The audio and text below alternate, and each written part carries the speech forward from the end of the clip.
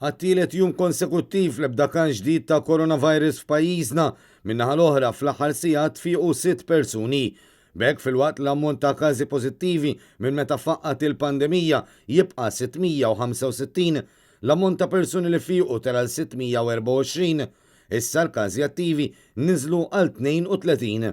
Fl-aġġornament fuq il-paġna ta' Facebook, il-Ministeru tas-Saħħa qal ukoll li mill-każi li fadal attivi hemm 11 li għadhom qed jingħataw il-kura f'x'istituzzjoni medika.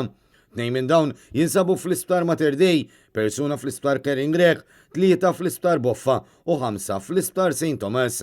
Sa minn meta kien tħabbar li fl-ewwel ta' Lulju se jinfetħu mill-ġdid l-Ajruport Internazzjonali ta' Malta u l-portijiet, kien sar magħruf li dawn l-aġġornamenti ma kienu se jingħataw aktar f'konferenza tal-aħbarijiet.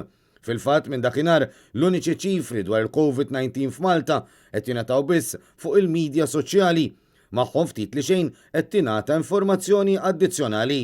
Sa dan it-tant għal xi raġuni il-midja laburista għadha mhux issegwi l-aħħar żviluppi tal-virus f'pajjiżna minkejja l-importanza li dan kollu għandu għas-saħħa nazzjonali.